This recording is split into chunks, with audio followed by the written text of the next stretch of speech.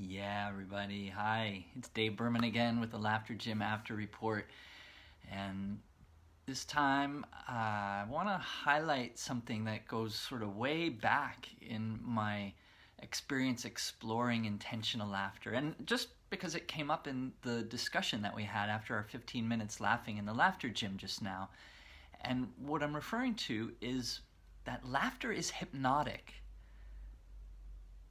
And how do we know this? Well, there's a few things that show up as parallels. Like in laughter, we say the body doesn't know the difference between laughing at something funny and laughing on purpose. All the same things happen inside of our body when we laugh. So the body doesn't know the difference. And that's very similar to what we say in hypnosis. The body doesn't know the difference between what's real and what's vividly imagined. So that kind of insight, that realization that this parallel exists was a starting point for me years and years ago. And I started to look into it more deeply and explore it and experiment with my clients doing hypnotherapy and coaching work. And it came up in the conversation today because one of the people in the Laughter Gym session that we were having told us that she had to stop participating in Laughter Gym while driving because she was aware that she was going into hypnosis. She's also trained as a hypnotist. This is Amanda Caldwell. So I've tagged her on this post, this Facebook Live video. And then somebody else asked, what is this about hypnosis? I don't know anything about hypnosis. So we just talked a little bit about it. And the other thing that I pointed to, besides this body not knowing the difference, is the way that our conscious mind, which is sort of like a filter, we have these thoughts that protect us from, say, being tricked. It helps us discern when someone is kidding or serious. It helps us determine what's safe. There's all sorts of ways that having conscious thought as a filter is good for us. It protects us. But there are times when that conscious filter of thought sort of steps to the side. And that can be useful too. It happens automatically at times. Sometimes it's helpful, sometimes it's not. But it can be very helpful when we engage with hypnosis on purpose and to understand that's what's happening. So when the conscious filter is set aside, we then get access to the subconscious mind. And just by definition, subconscious means beneath the conscious level of awareness. So things that are already there, but we're not necessarily aware of it. And I say this all the time about laughter. Laughter shines your inner light on gifts you've always had but don't always see.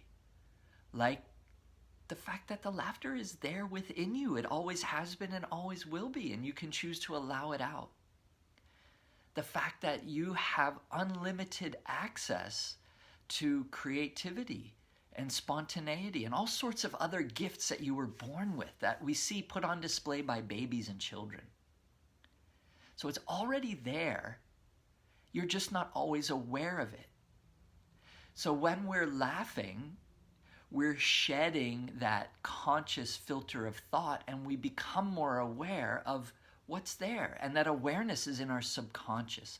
So we were exploring this a little bit in our conversation today, following our 15 minutes of laughter. This is what the Laughter Gym experience is like.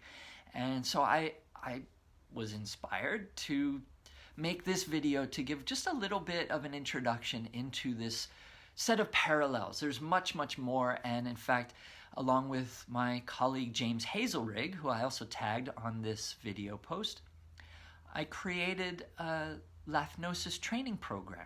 So if you have been studying hypnosis and you want to expand the way that you are being playful and connecting with people, you can learn about how laughter will work for you in that setting.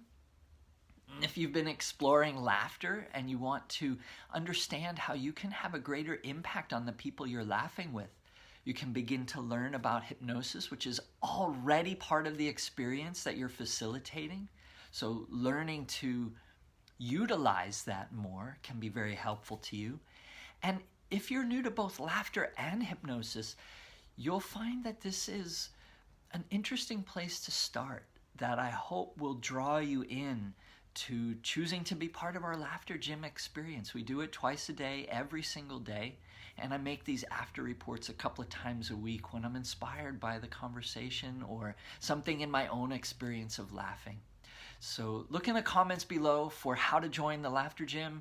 I'll also put another comment about where you can access the Laughnosis training, and be part of our Daily Laughers Facebook group if you're not already, and look for opportunities to engage with more people like me, just choosing to laugh as the sound of joyful breathing.